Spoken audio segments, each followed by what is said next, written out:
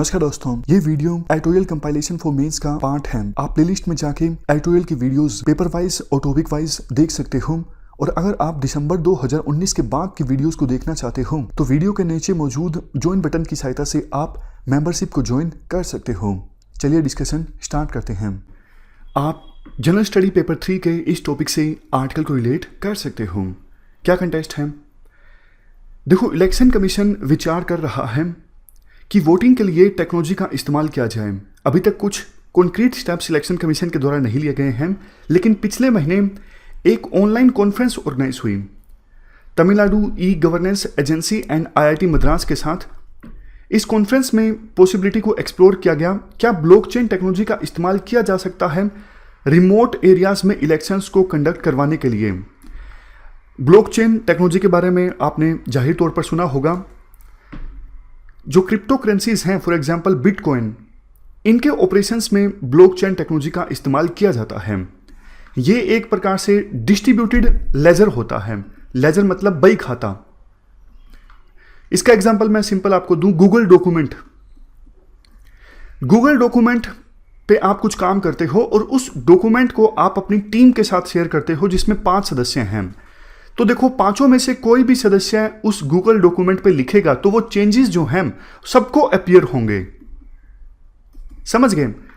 तो ये एक प्रकार से डिस्ट्रीब्यूटेड डॉक्यूमेंट का एग्जांपल है, जिसमें सभी पर्सन्स जो उस नेटवर्क में शामिल होते हैं वो बही खाता को एक्सेस कर सकते हैं, देख सकते हैं क्या क्या चेंजेस हो रहे हैं। अभी जो सिस्टम इस्तेमाल होता है वो देखो काफ़ी ज़्यादा सेंट्रलाइज्ड है।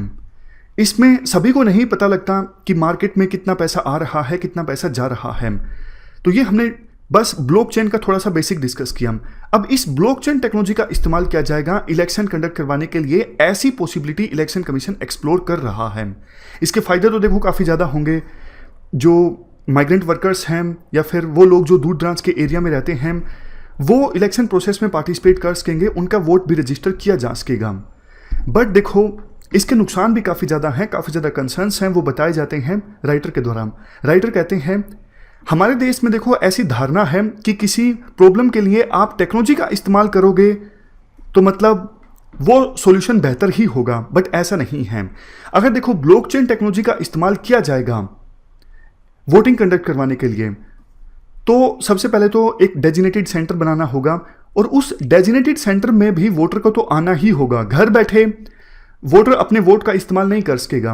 दूसरा, वैसे तो देखो ब्लॉकचेन टेक्नोलॉजी में पूरा जो सिस्टम होता है वो क्रिप्टिक होता है, लेकिन काफ़ी बार देखो ऐसा देखा गया है, फॉर एग्जांपल रशिया में, कि जो हैकर्स हैं उस सिस्टम को डिक्रिप्ट कर लेते हैं।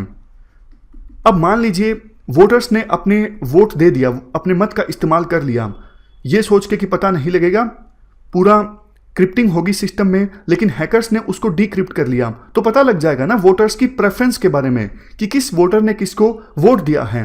फिर तो पूरी इलेक्शन प्रोसेस ही कॉम्प्रोमाइज हो जाएगी। इसके अलावा दिक्कत ये भी आएगी सॉफ्टवेयर संबंधित, सिस्टम संबंधित। ईवीएम जो कि एक स्टैंड अलोन डिवाइस है, इस पर ही विभिन्न पॉलिटिकल पार्टीज का भरोसा नहीं है। और जबकि ब्लॉकचेन टेक्नोलॉजी का इस्तेमाल अगर होगा, इसमें तो नेटवर्क का भी इस्तेमाल होगा, ये स्टैंड अलोन डिवाइस नहीं होगा।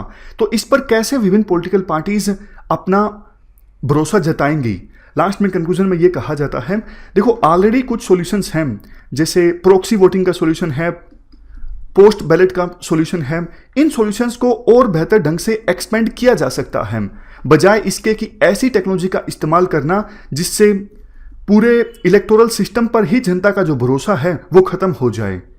तो ये हमने पूरा आर्टिकल डिस्कस किया कि ब्लॉकचेन टेक्नोलॉजी का इस्तेमाल अगर किया जाता है इलेक्शन प्रोसेस में तो इससे काफ़ी नुकसान भी हो सकता है।